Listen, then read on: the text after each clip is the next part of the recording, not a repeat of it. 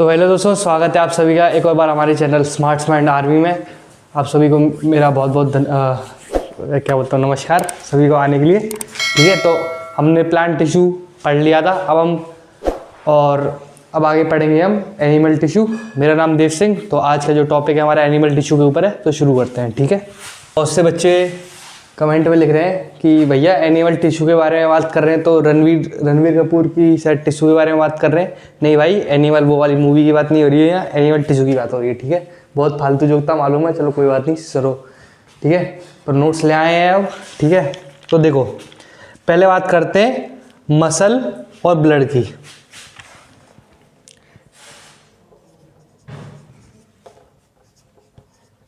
ठीक है, मसल और ब्लड। मसल क्या होता है?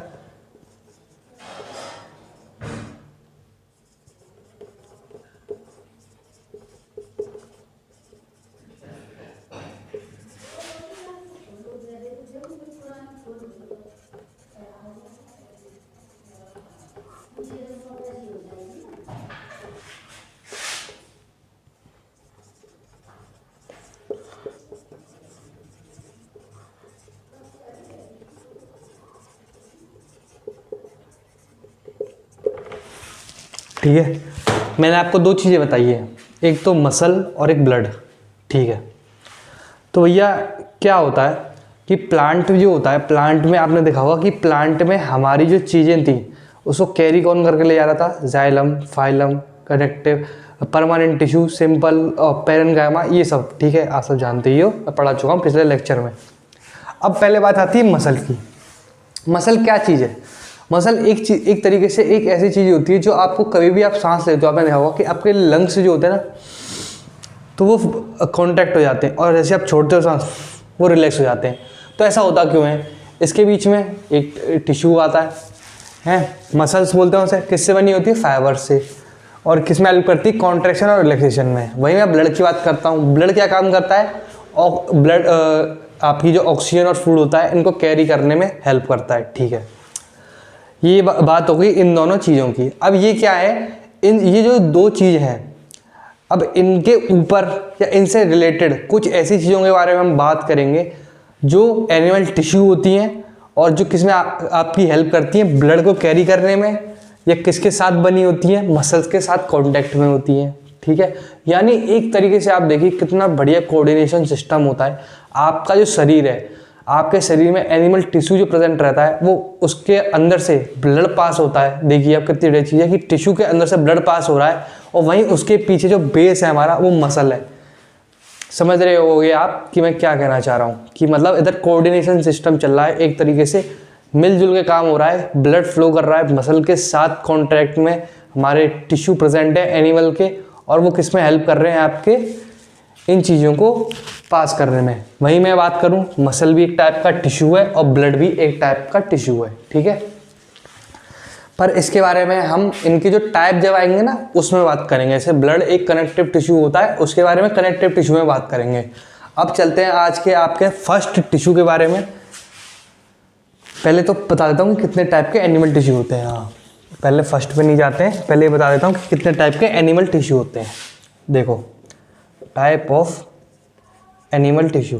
मैंने आप सोच रहे होगे कि पहले मसल और ब्लड क्यों लिखवाया, क्योंकि मसल और पहले तो आपकी मसल्स के बारे में दे रखा थोड़ा कि मसल्स का क्या काम होता है, रिलैक्सेशन, कॉन्ट्रैक्शन, और ब्लड। ये थोड़ी बेसिक चीज़ें, इनके बारे में आपको मालूम होना चाहिए क्योंकि आगे इससे हेल्प होगी बस। Animal tissue, type of animal tissue पहले बात करते हैं। क्या बोल रहा है? एपिथेलिकल टिश्यू, फिर आ रहा है कनेक्टिव टिश्यू, फिर आ रहा है मस्क्यूलर टिश्यू, और उसके बाद क्या आता है आपका? Nervous tissue. आपके चार तरीके के एनिमल टिश्यू होते हैं। फर्स्ट वाले को कहते हैं एपिथेलिकल, और second connecting, third muscular, fourth nervous. ठीक है, आप सब समझ ही गए होंगे, और आपने बस इस चीज़ को लिख लेना है, बस इतना ही। ठीक है, अब आज का जो हमारा मेन टॉपिक है वो आपका एपिथेलिकल टिश्यू है। तो चलिए चलते हैं आपके एपिथेलिकल टिश्यू पे। लिख लिया होगा आपने, आशा करता हूँ। तो चलिए लिखते हैं आपके नोट से पहले बढ़िया से कि क्या बोल रहा है एपिथेलिकल टिश्यू। तो देखिए पहले मैं पूरा लिख दिया है, इससे बढ़िया आपको अच्छे से समझ में आएगा, ठीक है। इसलिए थोड़ी आपको बीच में कट लिखा होगा थोड़ा सा, इसलिए क्योंकि पूरा लिखा है अच्छे से, ठीक है। तो देखो पहले डेफिनेशन की बात हो रही है। डेफिनेशन क्या बोल रही है? The covering of protective tissue in the animal body are called epithelial tissue. यानी आपके बॉडी में कोई भी ऐसा टिश्यू है जो आउटर कवरिंग पे प्रेजेंट है या फिर प्रोटेक्ट करता है, उसको हम क्या कहते हैं? आपका एपिथेलिकल टिश्यू। और इसे हम किस नाम से और बोलते हैं? प्रोटेक्टिव टिश्यू के नाम से जानते हैं, ठीक है। और ये कवरिंग में प्रेजेंट होता है ज़्यादातर, यानी आपके जो ऑर्गन है, आपकी स्किन है, माउथ, किसी भी चीज़ की और उनकी इनर लाइनिंग आउटर लाइनिंग हो सकती है, तो वो ज़्यादातर जनरली क्या पाई जाती है? एपिथेलिकल टिश्यू से बनी होती है। अब आगे चलते हैं, फंक्शन के बारे में बात करते हैं। इसकी फंक्शन क्या होता है, यानी वर्क क्या है इसका? Help as barrier to keep different body system separate. और डिफरेंट बॉडी सिस्टम सेपरेट का इसका मतलब क्या है कहने का? देखो आपने कभी भी देखा होगा, आपकी जो चेस्ट है वहीं आपके चेस्ट के पास दिल है। मतलब आप एक देखिए डायफ्राम, दिल, चेस्ट, उसके नीचे आपका डाइजेस्टिव सिस्टम, स्टमक, यानी एक तरीके से आप कह रहे हो कितना कॉम्प्लेक्स फॉर्मेशन है आपकी बॉडी में। तो ये क्या करता है? एक तरीके से बैरियर की तरह एक्ट करता है। मेरी लंग्स है या मेरी हार्ट है, तो यानी एक तरीके से उनकी जो आउटर कवरिंग होगी वो किसकी होगी? एपिथेलिकल टिश्यू की होगी, जो किससे क्या करेगी? मेरे को उन दो बॉडी सिस्टम को अलग करने में मेरी हेल्प करेगी, ठीक है। तो यानी बॉडी सिस्टम का मतलब है कोई भी ऐसा ऑर्गन जिसको सेपरेट करने में हेल्प करता है। Lining of mouth blood vessel is made of it. यानी अगर आप से कोई पूछे कि माउथ जो है आपका, उसकी लाइनिंग किससे है, लाइनिंग और ब्लड वेसल किससे बनी है, तो वो आपकी बनी है एपिथेलिकल टिश्यू से। It cells are tightly packed with formed continuous sheet. यानी इसका मतलब क्या कह रहा है कि जो ये जो एपिथेलिकल टिश्यू है, इसके अंदर जो सेल्स है ना, वो होते हैं टाइटली पैक्ड और फॉर्म्ड इन कंटिन्यूअस शीट। और वो किस में फॉर्म होते हैं? आपकी कंटिन्यूअस शीट्स में। No intercellular space, intercellular space बिल्कुल नहीं होता है। क्यों? क्योंकि आप खुद देखो ना, प्रोटेक्टिव टिश्यू है, अगर इसके बीच में से कुछ भी चीज़ें, ब्लड मेरा फ्लो करेगा मेरे लंग्स में, तो कितनी बड़ी प्रॉब्लम हो सकती है। Also separate from other tissue bye extra cellular fibrous basement membrane. अब देखो ये जो जैसे मेरा ये मान लो ये टिश्यू है, एपिथेलिकल टिश्यू, ये आप इसके नीचे ना हमेशा एक फाइब्रस मेम्ब्रेन होती है, फाइब्रस मेम्ब्रेन होती है, जो मेरे को किससे बचाती है? आपके किसी भी अदर टिश्यू से। जैसे इसके नीचे एक और टिश्यू है, उसका कुछ और काम है, तो ये उसको इससे बचाती है। यानी एक तरीके से ये extra cellular fibrous basement membrane होती है, जो इसको सेपरेट कर रखती है, यानी एक तरीके से सपोर्ट देती है, ठीक है। चलो अब चलते हैं आपके टाइप्स ऑफ एपिथेलिकल टिश्यूज पे। तो देखो अच्छे से लिख लिया। अब बात करते हैं एपिथेलिकल टिश्यू के फर्स्ट टाइप की। क्या बोल रहा है? स्क्वामस। देखो पहले तो ये बताता हूँ कि देखो एपिथेलिकल जो आपका टिश्यू है ना, ये ज़रूरी नहीं है कि प्रोटेक्ट ही करे, इसके कुछ ना कुछ और भी काम होते हैं। तो इसकी वजह से क्या होता है कि एपिथेलिकल जो टिश्यू होते हैं वो डिफरेंट टाइप के क्या होते हैं? सेल फॉर्म होते हैं सेल से, और वो एक अलग काम करते हैं। तो इसलिए क्या होता है, इसमें टाइप्स क्रिएट हो जाते हैं एक तरीके से कि एपिथेलिकल जो टिश्यू है वो डिफरेंट सेल से मिलकर बना है, या अरेंजमेंट डिफरेंट हो सकता है, काम डिफरेंट हो सकता है। इसलिए क्या हो सकता है, उसके टाइप्स क्रिएट हो गए। तो टाइप्स क्रिएट हो गए तो टाइप्स पढ़ा रहे हैं आपको। तो फर्स्ट टाइप्स क्या है आपका? Squamous epithelial tissue. इसमें क्या होता है? एक सेलेक्टिवली परमिएबल सरफेस होता है, यानी एक तरीके से ऐसा सरफेस जो सेलेक्ट करके चीज़ों को भेजे, एक तरीके से ये नाम है इसका। और विच ट्रांसपोर्ट सब्सटेंस, किसी भी चीज़ का आदान प्रदान कर सके। It cells are extremely thin and flat. आप जैसा कि देख रहे होंगे कि बहुत ही थिन है साइज में और फ्लैट है, सीधा। फॉर्म ए डेलिकेट लाइनिंग। डेलिकेट लाइनिंग का मतलब क्या है? एक अच्छी तरीके से लाइनिंग फॉर्म करता है, लाइन में फॉर्म होता है। Present in oesophagus and mouth. यानी ओसोफेगस जो आपने देखा होगा कि आपने पढ़ा भी होगा कि ए में इंसान है और इसकी जो लाइन जाती है सीधी, इसको हम क्या बोलते हैं? ओसोफेगस बोलते हैं। अब माउथ तो आप सब जानते हो जहाँ से ये सारी चीज़ें जाती हैं, तो इसकी जो लाइनिंग होती है या फिर ये जहाँ प्रेजेंट होता है वो होता है ओसोफेगस एंड माउथ। और आप डायग्राम भी देख सकते हो इसका, उससे आपको ज़्यादा आइडिया बन जाएगा। तो लिख देता हूँ डायग्राम, ठीक है। और ये आ गई आपकी डेफिनेशन और ये हो गई आपका फंक्शन, ठीक है। लिख लीजिए इसको बढ़िया से, लिख लिया होगा, ठीक है। अब आगे चलते हैं।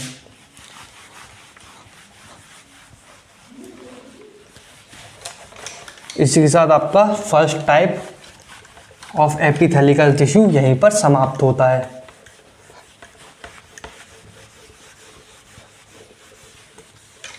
अब आते हैं इसके सेकंड टाइप पर। सेकंड टाइप क्या कह रहा है, ठीक है। पहले सेकंड टाइप को लिख लेते हैं और भी चीज़ों को लिख लेते हैं, उसके बाद देखते हैं। देखो अब आते हैं आपके सेकंड टाइप पर। क्या बोल रहा है, स्ट्रेटिफाइड स्क्वेमस एपिथेलियम। ये आपका second type of epithelium tissue. इसमें क्या होता है, the cell of epithelium which are arranged in many layers and forms a tissue is called as SSE, यानी शॉर्ट में लिख दिया मैंने, स्ट्रेटिफाइड स्क्वेमस एपिथेलियम। ये कहाँ पर प्रेजेंट होता है, present in skin by which the skin is protect from wear and tier. देखो अभी मैंने आपको जो पढ़ाया था इससे पहले वाला स्क्वेमस एपिथेलियम, वो सबसे ज़्यादा सिंपलेस्ट फॉर्म होती है, ठीक है। सिंपलेस्ट फॉर्म होती है एपिथेलियम की, जिसमें एक बेस रहता है और ऊपर सेल रहते हैं बस। अब इसमें क्या होता है कि बेस तो वही रहा, आप देख लेना पिछला डायग्राम जो आपने बनाया हुआ कॉपी में, बेस तो वही रहा, ऊपर की सतह भी वही रही, ऊपर जो लाइनिंग बनाई थी वो भी वही रही, बस बीच में क्या हो गया, cells of epithelium which are arranged in many layers. बहुत सारी लेयर्स में क्या हुआ, सेल्स मेरे अरेंज हो गए। ये थे इसके सेल्स, आप देख सकते हो ऐसे डायग्राम में, ऐसे सेल्स अरेंज हो गए। और प्रेजेंट इन स्किन, अब देखो स्किन में क्यों प्रेजेंट रहता है और विच आर स्किन, देखो पहले तो बात करते हैं स्किन में प्रेजेंट क्यों रहता है। एक मेरा ये स्ट्रेटिफाइड स्क्वेमस है, एक लेयर मैंने यहाँ से लगाई, एक लेयर 2 3 4 मैंने 6-7 ऐसे 6-7 इसकी स्क्वेमस की ऐसे ऐसे लेयर लगा दी। इससे क्या हुआ कि इसकी विड्थ बढ़ जाएगी, विड्थ बढ़ गई, ठीक है। विड्थ बढ़ गई तो आप ये देखिए, अगर मैं अपने स्किन को या मेरी स्किन को कोई डैमेज होता है तो एक तरीके से क्या करेगा, इसको यहाँ तक आने तक शायद रोक दे। इससे क्या हो जाती है, मेरी जो स्किन है ना, अगर मैं उसके ऊपर बहुत सी लेयर्स लगा देता हूँ तो अंदर कोई भी चीज़ जाने की या फिर उसे रोक देगी, यानी ये उससे क्या स्किन को मेरी प्रोटेक्ट कर लेगा। तो इसमें यही लिख रहा है कि ये स्किन में प्रेजेंट होता है और इसमें क्या होता है, which skin protected from wear and tear. Wear and tear का मतलब ही यही है कि कोई भी इसको तोड़े मरोड़े नहीं, यानी तोड़ मरोड़ने में प्रॉब्लम हो। अब मेरी जो स्किन है, अब देखो मैं स्किन को ऐसे खींचूं नहीं होगा, इसको अंदर से फाड़ने की कोशिश करूं नहीं होगा। क्यों, क्योंकि यहाँ पर स्ट्रेटिफाइड स्क्वेमस एपिथेलियम प्रेजेंट है, जिसके अंदर बहुत सारी लेयर्स ऑफ सेल्स हैं जो इसे प्रोटेक्ट कर रही हैं, ठीक है। अब इसके तीसरे टाइप पे चलते हैं, जो थोड़ा समझने की आपको ज़्यादा ज़रूरत है और वो ज़्यादातर आपके क्वेश्चन पेपर में पूरा जाता है, पेपर्स में, टेस्ट्स में, ठीक है। देखो अब आपके थर्ड टाइप पे आते हैं। थर्ड टाइप क्या कह रहा है, कॉलमनर एपिथेलियम, ठीक है। कॉलमनर क्यों बोलते हैं इसे, क्योंकि इसमें कॉलम टाइप्स बनी होती है सेल्स की, और ये 2 टाइप के होते हैं, सिंपल और सिलिएटेड। आपको बस ये याद रखना है कि कॉलमनर, बस यहाँ तक याद रखना है, उसके आगे आपको खुद याद हो जाएगा। The epithelium which contains tall epithelium cells. Tall epithelium cells यानी लंबे लंबे एपिथेलियम सेल्स प्रेजेंट होते हैं, उसको हम क्या बोलते हैं, कॉलमनर एपिथेलियम टिश्यू कहते हैं, ठीक है। ये किसका टाइप होता है, आपका एपिथेलिकल टिश्यू का, ठीक है। और देखो जिसमें एब्जॉर्प्शन और सीक्रेशन अगर होता है, यानी एब्जॉर्ब करता है और जो सीक्रेट करता है किसी भी चीज़ को, और हेल्प मूवमेंट में हेल्प करता है इंटेस्टाइन में, उसको हम क्या कहते हैं, सिंपल कॉलमनर एपिथेलियम, ठीक है। इतना याद हो गया। यानी एक तरीके से मेरा एपिथेलियम है, एक ऐसा एपिथेलियम है जो सिर्फ इनर लाइनिंग ऑफ इंटेस्टाइन में प्रेजेंट है, जो खाने को मूव करने में हेल्प कर रहा है, या फिर उसके अंदर जूसेस, आपको मालूम ही है इंटेस्टाइन के अंदर इंटेस्टाइनल जूसेस होते हैं, उनको सीक्रेट करने में हेल्प कर रहा है, उसको हम क्या कहते हैं, आपका सिंपल कॉलमनर एपिथेलियम कहते हैं। वहीं हम बात करते हैं अगर मैं यही बात करूं कि मेरा सीक्रेशन वाला, ये सीक्रेशन वॉल है जहाँ से सीक्रेट आउट होता है, अब इसी के साथ क्या होता है, मेरे ना ऊपर हेयर लाइक प्रोजेक्शंस आ जाती हैं इसी सेल्स के ऊपर, उसको हम क्या कहते हैं, cilia, which is hair like projection. और ये किस पे होती है, outside the epithelium cell. Epithelium cells जो है आपके इनके ऊपर होती है, जो किस में हेल्प करती है, मूवमेंट में हेल्प करती है, म्यूकस जो होता है ना आपका, म्यूकस उसको पास ऑन करने में, जिससे क्या हो, जैसे ये मूव करे तो म्यूकस क्या करे, म्यूकस भी एक तरीके से फ्रिक्शन लेस कर दे और जो आपकी चीज़ें है वो आराम से पास हो सके। प्रेजेंट इन रेस्पिरेटरी ट्रैक्ट, यानी आपका जो रेस्पिरेटरी ट्रैक्ट जो होता है, यानी सांस की जो ट्रैक्ट होती है उसमें नली में होता है, उसको हम क्या कहते हैं, सिलिएटेड कॉलमनर एपिथेलियम। यानी अगर आपसे कोई पूछे कि लंग्स में कौन सा होता है तो आप बोल देना सिंपल होता है, और वहीं रेस्पिरेटरी में आपको सोचना है कि रेस्पिरेटरी में हेयर लाइक प्रोजेक्शन होंगी क्योंकि उसको रोकना है बाकी चीज़ों को, तो उसमें क्या होता है, सिलिएटेड कॉलमनर एपिथेलियम यूज़ होता है। उसका आप डायग्राम भी दे सकते हो, ये है सिलिएटेड एपिथेलियम टिश्यू का, ठीक है, जो आपकी बुक में दे रखा है। ये हो गया डायग्राम, ये हो गई डेफिनेशन, ये हो गया फंक्शन, ठीक है। अब इसके बाद आपका लास्ट जो है उस टाइप पे चलते हैं टिश्यू के, और इसी के साथ आपका आज का टॉपिक वहीं पर फिर समाप्त करेंगे, ठीक है। तो मिटा लेते हैं इसको। तो देखिए इसी के साथ आज आपके last type of epithelium tissue पे आ गए, जिसको हम बोलते हैं क्यूबोडियल एपिथेलियम है, which is made up of cube shape. इसमें क्या होता है, जो आपके एपिथेलियम सेल्स जो होते हैं वो किसके होते हैं, क्यूब शेप के होते हैं, जिससे इसका नाम क्या पड़ गया, क्यूबोडियल एपिथेलियम। यानी इसका नाम कुछ नहीं है, शेप के साइज पे ही पड़ा कि आपका शेप किस टाइप का है, उसके जैसा नाम वैसा काम, वही बात है। तो बेस इसका आपको मालूम ही है, बेस होता है पीछे, नीचे, जो पीछे की जगह पीछे बोल दिया सॉरी, नीचे, जिसमें क्या होता है आपको फाइब्रस मटेरियल का बना होता है जो सेपरेट आउट करता है। और ये रहे आपके सेल्स जो है क्यूब शेप में। ये कहाँ पर प्रेजेंट होते हैं, ये आपके प्रेजेंट होते हैं किडनी ट्यूब्स में, और किसमें, duct of salivary gland. Kidney tubes तो आप सब जानती होगी, किडनी के अंदर प्रेजेंट होती है, यहाँ आपको आगे वाले चैप्टर, आने वाले चैप्टरों में पढ़ाऊंगा, या फिर आप 10th में ही पढ़ोगे। और डक्ट ऑफ सैलिवरी ग्लैंड, यानी आपके जो सलाइवा निकलता है उस ग्लैंड में प्रेजेंट होते हैं। Provide mechanical support. Mechanical support का मतलब ये सिंपल सा ये है कि धक्का वक्का या फिर कुछ भी, मतलब इम्पैक्ट लगता है, प्रेशर फोर्स लगता है, तो उसको हेल्प करता है ये, ठीक है। यानी किडनी ट्यूब्स में अगर हलचल हो रही है या फिर सैलिवरी ग्लैंड में मतलब हलचल हुई कहीं भी, तो ये एक तरीके से सपोर्ट प्रोवाइड करता है। अब 5th पार्ट आ रहा है। 5th पार्ट वैसे इतना इंपॉर्टेंट है नहीं, पर कभी कभी पूछ लिया जाता है, वो है ग्लैंडुलर एपिथेलियम। इसमें कुछ नहीं होता है, जो आपके एपिथेलियम टिश्यूज जो होते हैं ना, ये रहा एपिथेलियम टिश्यूज, इसको कर दो फोल्ड, और ऐसे ही करके फोल्ड करके बहुत सारे इसमें अलाइन कर दो। एक जो शेप निकलेगा उससे क्या बन जाता है आपका, मल्टी सेलुलर एक ग्लैंड बन जाता है, यानी ऑर्गन ग्लैंड बन जाता है। तो उसी को हम क्या कह देते हैं, जिससे वो फॉर्म हुआ है ग्लैंडुलर एपिथेलियम टिश्यू, ठीक है। ये भी एक तरीके से पार्ट होता है आपका एपिथेलिकल टिश्यू का, 5th पार्ट। पर जनरली इसको ज़्यादातर क्वेश्चन पेपर में नहीं पूछा जाता है। जो आपका मेन है इस टॉपिक से, वो आपका मेन है कॉलमनर। उसको जरूर याद रखना है कि कॉलमनर में 2 टाइप होते हैं, सिंपल और आपके जिसमें सिले प्रेजेंट होता है, ठीक है। तो उसको ही मेन फोकस करना, ठीक है। और चारों टाइप याद कर लेना अच्छे से, 5 टाइप। और तो इसी के साथ आपका आज का लेक्चर यहीं पर समाप्त करते हैं। आशा करता हूँ आपको सारी बातें समझ में आई होंगी। तो इसी के साथ बहुत बहुत धन्यवाद इस लेक्चर को देखने के लिए मेरे साथ, और सभी को मेरी तरफ से राधे राधे।